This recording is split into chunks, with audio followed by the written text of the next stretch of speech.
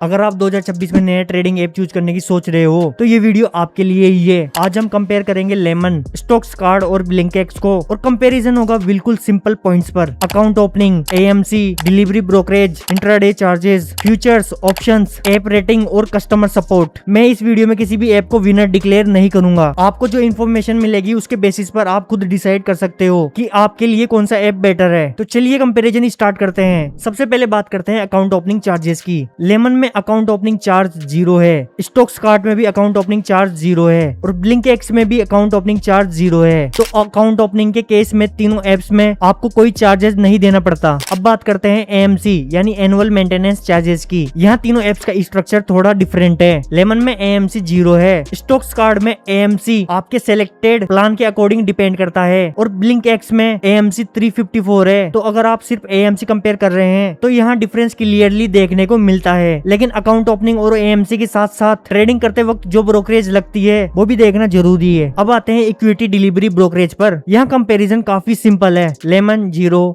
Stocks card 0, Blinkx 0। यानी delivery segment में brokerage के पॉइंट पर तीनों एप्स में 0 ब्रोकरेज देखने को मिलता है। लेकिन याद रखिए, ब्रोकरेज 0 होने का मतलब ये नहीं है कि ट्रेड पर कोई और स्टेट्यूरी या ट्रांजैक्शन चार्जेस नहीं होंगे। इसलिए एक्चुअल ट्रेडिंग कॉस्ट समझने के लिए कंप्लीट स्ट्रक्चर चार्ट देखना जरूरी है। अब बात करते हैं इक्विटी इंट्राडे की। यहाँ डिफरेंस देखने को मिलता है। लेमन में इंट्राडे ब्रोकरेज 20 रुपीज या 0.05% एप्लीकेबल स्ट्रक्चर के अकॉर्डिंग है। स्टॉक्स कार्ड में इंट्राडे ब्रोकरेज 0 है और ब्लिंकएक्स में भी 0 ब्रोकरेज है। तो इंट्राडे ट्रेडिंग करने वाले के लिए ये कंपैरिजन काफी इंपॉर्टेंट है। अब चलिए फ्यूचर्स के चार्जेस देखते हैं। लेमन में futures 20 rupees per executed order है। स्टॉक्स कार्ड में फ्यूचर ब्रोकरेज 50 रुपीज फ्लैट पर एग्जीक्यूटेड ऑर्डर है और ब्लिंकएक्स में फ्यूचर ब्रोकरेज 0 है एप्लीकेबल प्लान के अकॉर्डिंग। तो फ्यूचर्स के केस में तीनों एप्स का प्राइसिंग स्ट्रक्चर अलग है। अब बात करते हैं ऑप्शंस की। लेमन में ऑप्शंस ब्रोकरेज 20 रुपीज है, स्टॉक्स कार्ड में 50 रुपीज फ्लैट है और ब्लिंकएक्स में 0 है एप्लीकेबल प्लान के अकॉर्डिंग। तो ऑप्शंस ट्रेडिंग करने वाले यूजर्स के लिए भी कंपैरिजन काफी इंटरेस्टिंग है। अब ब्रोकरेज से थोड़ा हटकर बात करते हैं ऐप रेटिंग की। यहाँ मैं सिर्फ रेटिंग स्क्रीन पर दिखा रहा हूँ, आप वीडियो में देख सकते हैं लेमन, स्टॉक्स कार्ड और ब्लिंकएक्स की करंट ऐप रेटिंग क्या है। मैं रेटिंग के बेसिस पर किसी भी ऐप को विनर डिक्लेयर नहीं करूंगा, क्योंकि रेटिंग के साथ साथ रिव्यूज की क्वांटिटी और यूजर्स के इंडिविजुअल एक्सपीरियंसेस भी मैटर करते हैं। इसलिए आप रेटिंग और रिव्यूज को खुद देखकर डिसीजन ले सकते हैं। नेक्स्ट पॉइंट है कस्टमर सपोर्ट। ट्रेडिंग ऐप में कस्टमर सपोर्ट इंपॉर्टेंट होता है, क्योंकि कभी अकाउंट विड्रॉल, ऑर्डर या केवाईसी से रिलेटेड प्रॉब्लम आ सकती है। इसलिए यहाँ हम कंपेयर करेंगे कि लेमन, स्टॉक्स कार्ड और ब्लिंकएक्स कस्टमर्स को सपोर्ट के लिए कौन कौन से ऑप्शंस प्रोवाइड करते हैं। तो ये था लेमन, स्टॉक्स कार्ड, ब्लिंकएक्स का 2026 कंपैरिजन। हमने कंपेयर किया account opening charges, AMC, equity delivery, equity intraday, futures, options, app rating और कस्टमर सपोर्ट। मैंने इस कंपैरिजन में किसी भी ऐप को विनर डिक्लेयर नहीं किया है, क्योंकि हर ट्रेडर की रिक्वायरमेंट अलग होती है। किसी के लिए एएमसी इंपोर्टेंट हो सकता है, किसी के लिए इंट्राडे ब्रोकरेज, किसी के लिए एफएनओ चार्जेस और किसी के लिए ऐप एक्सपीरियंस और कस्टमर सपोर्ट। इसलिए आप अपनी रिक्वायरमेंट के अकॉर्डिंग इन तीनों एप्स को कंपेयर कीजिए। अगर आपको ऐसे सिंपल ट्रेडिंग एप्स कंपैरिजंस पसंद है तो चैनल को सब्सक्राइब कर सकते हो। मिलते हैं नेक्स्ट वीडियो में।